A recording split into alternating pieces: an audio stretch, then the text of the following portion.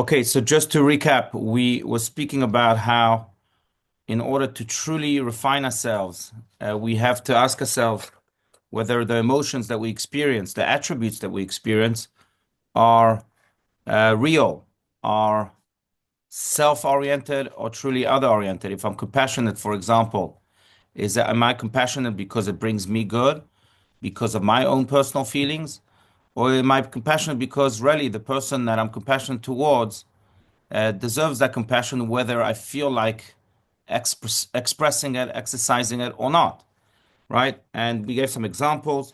And then we also spoke about this idea that um, the Benoni recognizes that God is a partner. God is hovering upon him all the time, not in a threatening way, God forbid, but the opposite, in the most loving way. And when we realize that God is, and that's one of the meditations that the Benoni has to do, that God is with us and God is cheering for us, again, in the most loving way, then it will not only be, um, I don't know if the word is easier, but it will not only be more authentic to have our relationship with Him will be more authentic, but it will also be a relationship of love, relationship of true love, in which I can be altruistic towards God, and in many ways, so to speak, God can be altruistic towards me too. Um, we'll continue, but maybe just a story to explain this very last idea here. I don't know if I've shared this story, I may have, but it's a story I heard from the person herself.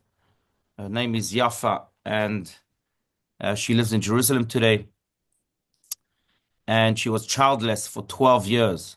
And at one point, the doctor said, look, your file is thick and people have told you already you'll never be able to have a child. You have to accept that as reality. But she did not. And when she was really at the brink of her despair, she decided, since she lived in Jerusalem, she decided to hop on a cab at 11 p.m. at night. She couldn't fall asleep. And then she tells the cab driver, I'm sure that many tourists come to you, and many of them ask you to take take them to a holy rabbi so that this holy rabbi can bless them. So take me to the holiest rabbi you've been to.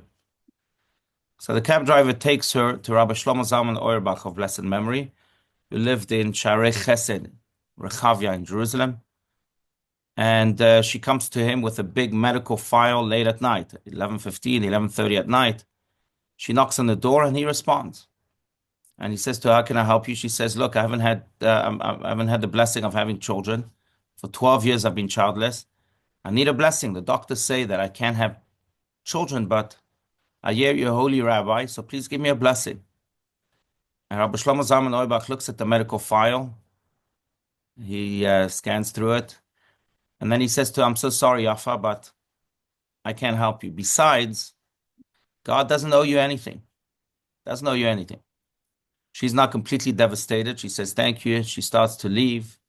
And then he walks behind her and catches her again and says, look, God doesn't owe you anything. But if you do something for God that you don't owe him, he'll do something for you that he doesn't owe you.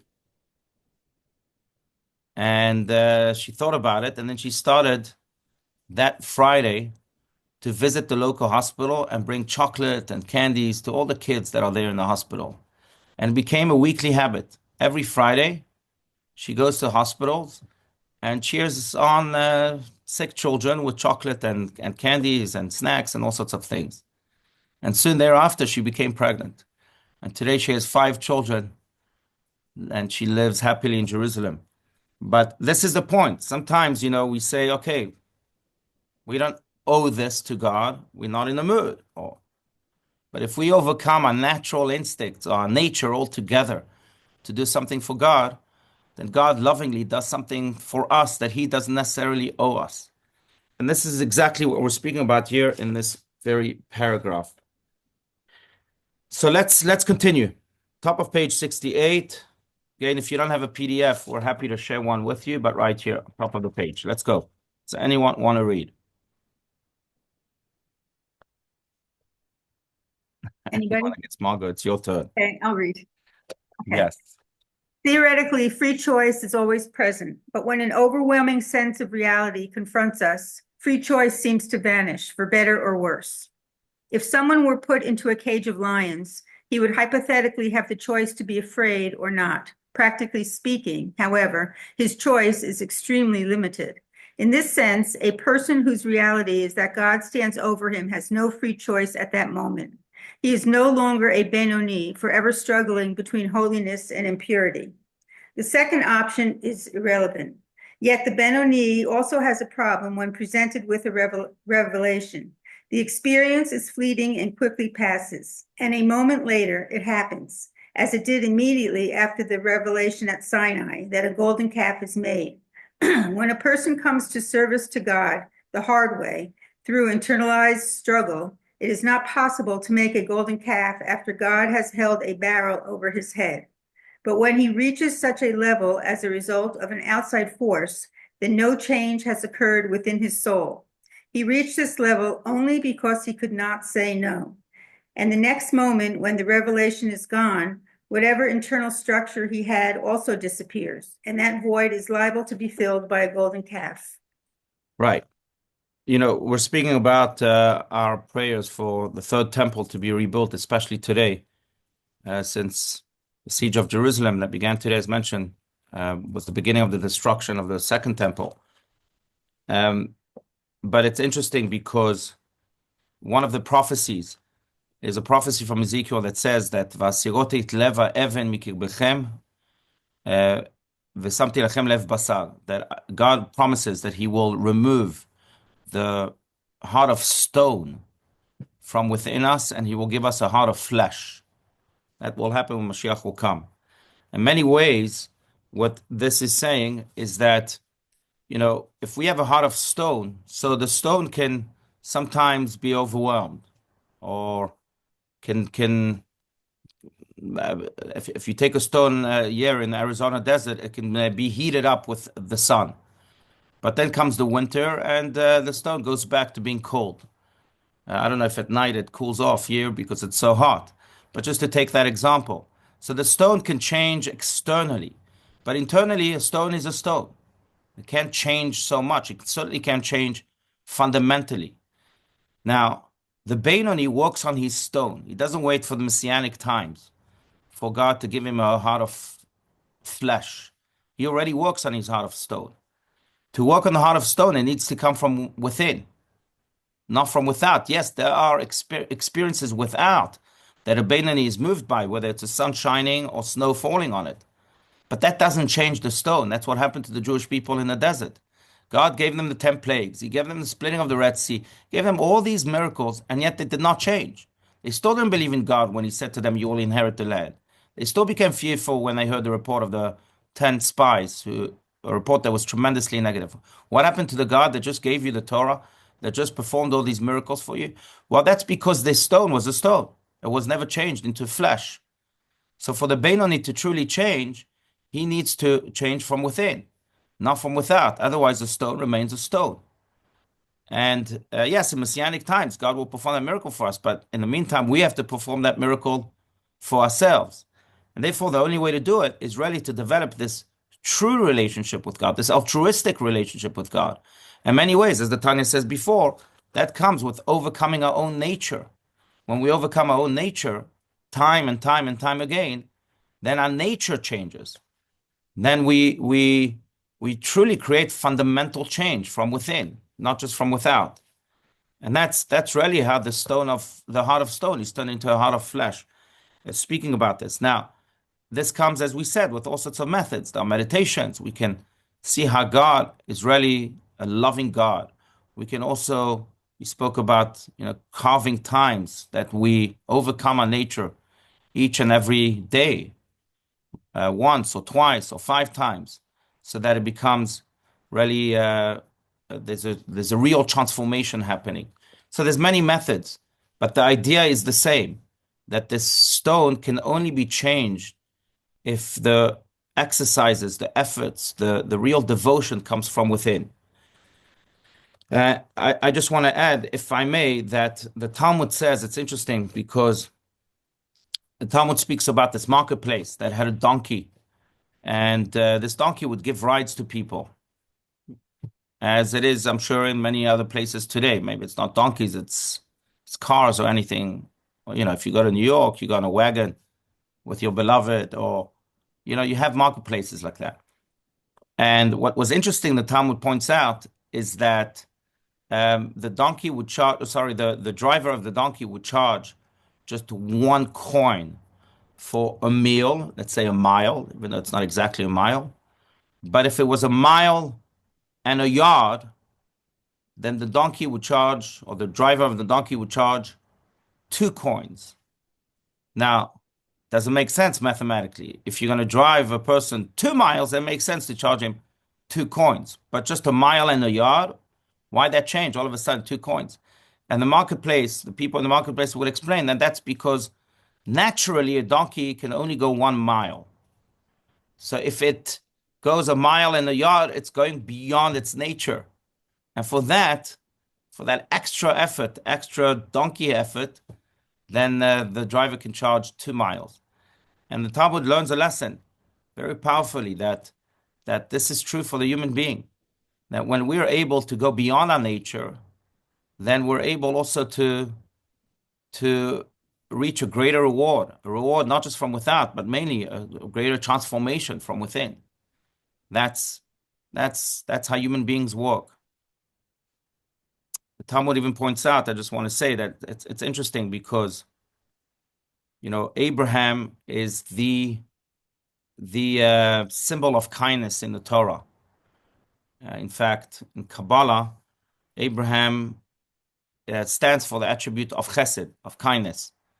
The Zohar even says that when Abraham lived in this world, the attribute of kindness did not need to work because Abraham was doing all of the work for it. He was the symbol of kindness. But God only congratulated Abraham as a God-fearing person when he went against his nature. To be kind, that was natural for him. So it didn't create such commotion, in heaven at least. But when he went against his nature, when he was asked to sacrifice his son Isaac, then God tells him, Ataya dati, ki yireh Elokim ata. Now I know that you are God-fearing. That's when God called him God-fearing. What about all the other times when he would welcome guests in his home? Even when he was sick, on the third day of the sickness, which is apparently the most painful day, he went and he welcomed guests. What about then? Wasn't he God-fearing then? But the point is exactly this. When he went against his nature, that's when he proved to God that he really was connected to him. Before that, he may just have followed his nature. You don't change anything. You didn't change your stone. But when your transformation comes from within and you do something that is not your nature for God, that's when you prove that you have a heart of flesh. So that's really what we're saying here. The Beinoni has to work on that consistently to achieve that type of connection. It can't just be an external change, right? I welcome comments. I don't want this to be just a monologue. So feel free to speak your mind, disagree, share ideas. Otherwise, we can continue. Anyone? Okay, let's continue. Middle of page 68. Okay. The first paragraph of the Shulchan Aruch, Code of Jewish Law, states that on waking, one should contemplate that God, who fills the entire universe with his glory, is standing before him, and he should rise energetically to serve him. One who can indeed visualize this picture with its full tangible import need not be told to do anything. As a logical consequence, he will leap out of bed and rush to his Creator's service. The problem arises when his mental screen is blank, when he opens his eyes in the morning, and at best knows that such a passage appears in the Shulchan Aruch. Such a person needs to be told and must tell himself what he should be feeling. And on the strength of his knowing what he is supposed to feel, he can get up and function properly. This is the difference between the tzaddik and the benoni. The tzaddik need not be told that closeness to God is good. He knows this from within himself, and consequently there is no longer an internal conflict. The benoni is aware at best that such a verse appears in Psalms. Right. And so it becomes the Beinoni and this knowledge that God is hovering upon him, especially when one wakes up in the morning, as it says in the Shulchan Aruch, that idea is not just an idea; it really becomes one with him. There's a great story about the Chafetz Chaim, Rabbi Yisrael Kagan of the early 1900s, who once sent a delegation to speak to the local governor, who was being harsh towards Jews and issuing all these decrees, to go and annul a specific decree. I think it was about kosher slaughtering, that they wanted to ban kosher slaughtering, and the Chafetz Chaim therefore sent a delegation to ask the governor that they should continue to allow it because that's how we eat kosher. And the delegation came back and said to the Chafetz Chaim, sorry, we were unsuccessful. We failed in our mission. We couldn't convince the governor. And the Chafetz Chaim said, why? They said, well, we spoke a broken Polish and we, Yiddish is our language. He didn't understand us. We didn't understand him. Eventually, we had a translator, and communication was bad. The Chafetz Chaim said, that's fine, I understand, but did any one of you faint? I said, faint? No, no one fainted. He said, if any one of you really, really meant and were emotionally connected to the horrific consequences of this decree, one of you would have fainted. And that faint would have had an impact on the governor, and he could have annulled the decree if you had fainted. But that's the difference between just knowing things, believing in things. All right, it's written in the Shulchan Aruch, like Rabbi Steinzal says here. It's written in the Torah. Or do you really feel it? Are you one with it? And it's a whole different level. When you're one with it, it means your heart of stone is turned into a heart of flesh. It's not just, I'm one with it. I believe it. It's in my bones. We say it in our prayer every Shabbat, Kol atzmotai tomarna mi chamocha Hashem. All of my bones will say, who is like you, God. It's my bones that speak. It's not just an idea. And that's the difference, really, between a Beinoni and one that is not a Beinoni. Beinoni is someone that really has internalized God to the point that he experiences it. It's not just an idea. He faints. He means it. That makes all the difference. Now that comes again with a lot of exercises, but again, it can begin with one thing. Let's pick one thing during our day, whether it's waking up in the morning and really internalizing that God is hovering upon us, or whether it's a mitzvah. But to really start turning our hearts of stones into hearts of flesh, we have to internalize at least one thing, to really feel at least one thing, so that it really becomes a part of us. It's not just an idea, but like the Beinoni, his closeness of God is good. He feels that it is good. It's almost like his real nature, not his second nature, but his real nature. It's become his real nature. So it's something that we can all achieve. It's something that has to be worked on time and time again, mainly by going against our nature and transforming that transcendental idea into something that becomes a part of us. Now, we'll say that, speaking of, this is Rabbi Steinsaltz's commentary, but I studied by Rabbi Steinsaltz for many, many years. I was quite close with him. And of course, he was one of the wisest people I knew, and he was one of the wisest people in our generation. There's no doubt. Even the Time magazine called him a once in a millennium scholar. But to me, what touched me the most about Rabbi Steinsaltz was not his wisdom, was not his piousness, was not even his love and his true care for every human being. But to me, was exactly this point, that I can't tell you how many times he would cry when he would speak to people because he felt their pain. Or when he would speak to children, his face would light up like I've never seen, because he really, really felt them. He was one with those big, lofty ideas. That to me is really the most impactful thing. When you are one with that idea of God as it is expressed in so many different ways, that's when your heart of stone has turned into a heart of flesh. So it's really internalizing it. Okay, let's continue again, unless there's anyone who wants to comment anything. You can't faint. You could at least cry. That's right. Exactly. Exactly. Isn't there a Martin Luther King line like this? If you can't run, at least walk. If you can't walk, at least crawl. Or something like that. But exactly. At least make that effort. Yeah. And by the way, it's true in education. Our children will only truly internalize that which we are one with. When we just pay lip service to ideas, our children don't care. We can say it as many times as we want, but it won't register. But if we really feel, if we are really one with the ideas that we are conveying, that's when it makes an impact. There's a cute story about David Hume, who was a Scottish philosopher. He was a complete atheist, or at least self-proclaimed atheist, yet he would go to church every Sunday.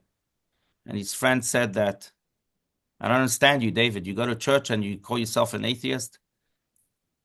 You don't believe anyway in what the priest has to say. And he responded, you're right. I don't believe in what the priest has to say, but the priest believes in what he says. And from time to time, it's good to hear a person that believes in what he says. So if you believe in what you say, you can even impact an atheist, if you're a priest or whatever. But it radiates, it resonates. That's because people know that you have a heart of flesh, whether consciously or subconsciously. That heart of stone was transformed. So we can't maybe do it all the time, but we can pick one mitzvah, one idea that we set ourselves, we're going to go against our nature to truly connect to it, to truly become one with it. And then it will radiate, even just without effort, automatically, because it will be one with us. It will be who we are. Now, it takes a lot of effort, but it's achievable. The Beinoni can achieve it, and so can we.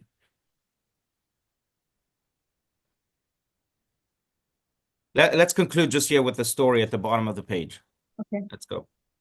The story is told of a young man at the dawn of Hasidism who became attracted to its teachings, fled from his household to the Rebbe, and remained there several years before returning. His father-in-law was furious, but at the same time rejoiced at his return. Tell me, he asked, you spent so much time with your Rebbe. What did you learn? I learned that God is everywhere, replied his son-in-law. His father-in-law bristled. Are you making fun of me? He called over his maid and asked, where is God? Everywhere, she answered. He turned to his son-in-law. So for this you spent all those years? She says, his son-in-law answered, but I know a distinction like this can require many years, sometimes even a lifetime is not enough. Right. Conclude with that cute story about this actor on Broadway who would finish his play with Psalm 23, the Lord is my shepherd, I shall not lack. And one day an old Jew came to him and said to him, do you mind if I conclude your play today with that psalm? I know how to say it, I know how to recite it, and I'm sure it will impact the crowd. The actor says, what are you talking about? This is my the way, my crescendo, this is the way I end. But he insisted, and so the actor allowed him to do so. That night, he called the Jew at the end of his play and he said, okay, we have a surprise for everyone here. Mr. So-and-so will recite Psalm 23 as I do every night. And he recites it, and there's not one eye that's left dry. The actor couldn't believe it. He never received that response. So he went up to that old Jew and he said, I don't understand. I say the Lord is my shepherd, I shall not lack. Each and every night, I've never received such an emotional response. What did you do? And the old Jew said, the difference between you and I is that you say the Lord is my shepherd. Me, I know the shepherd. And when you know the shepherd, it emanates. And therefore, they responded as they responded. It's one thing to say it, like this story says. It's another thing to know it, to know the shepherd. Not just say, there's a shepherd that shall not lack. But is there a personal relationship with that shepherd? Is it one with me? That's the question. If it is, then it radiates and really makes an impact.